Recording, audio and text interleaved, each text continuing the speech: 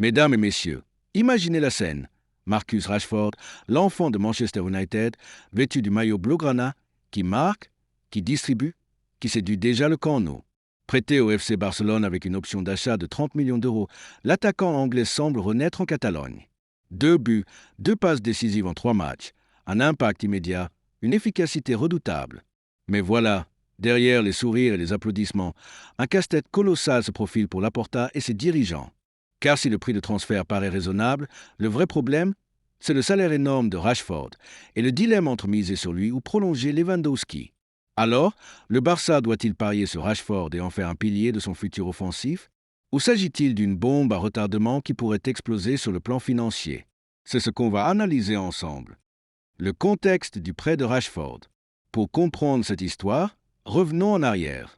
Marcus Rashford sort d'une saison compliquée à Manchester United, irrégulier, contesté par une partie des supporters, critiqué pour son manque d'efficacité. À 27 ans, il avait besoin d'un nouveau souffle, d'un environnement différent.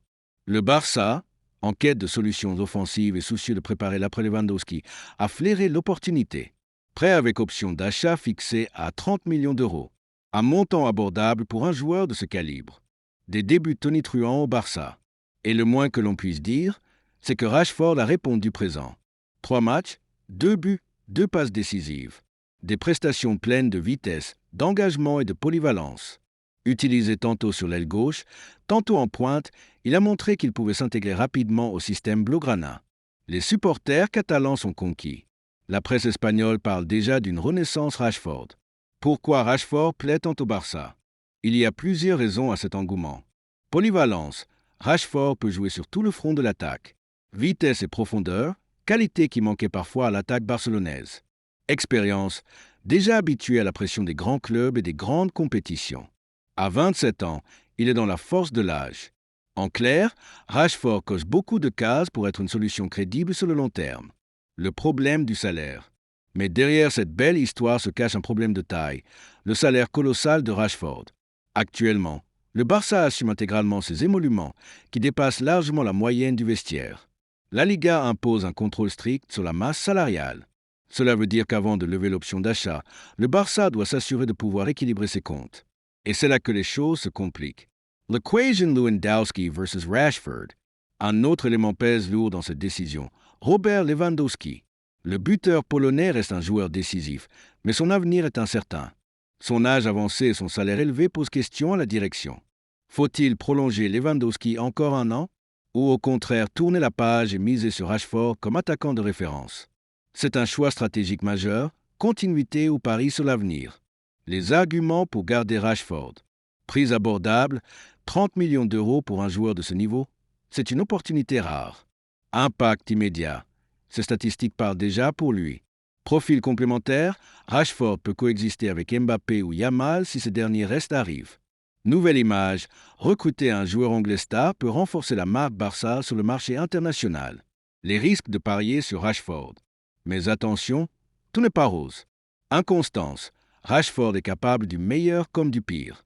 Blessure, il a parfois été gêné par des pépins physiques. Salaire astronomique, même avec un transfert abordable, son salaire peut déséquilibrer les finances.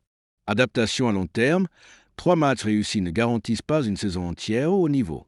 Le Barça a déjà connu ce type de pari risqué avec des joueurs irréguliers. La stratégie Laporta et Deco.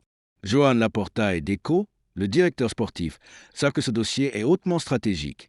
S'ils gardent Rashford, ils envoient un signal fort, celui de préparer le futur et de miser sur une attaque renouvelée. S'ils ne lèvent pas l'option, ils évitent un risque financier mais peuvent frustrer supporters et entraîneurs. Pour l'instant, le club a décidé de patienter et d'attendre la fin de la saison. Scenarios possibles. Le Barça lève l'option d'achat. Rashford reste, Lewandowski s'en va. Nouvelle attaque bâtie autour de Rashford, plus Lamine Yamal, plus peut-être une nouvelle recrue. Le Barça refuse l'option. Rashford return à Manchester United. Le Barça cherche une autre solution, moins coûteuse. Négociation avec United.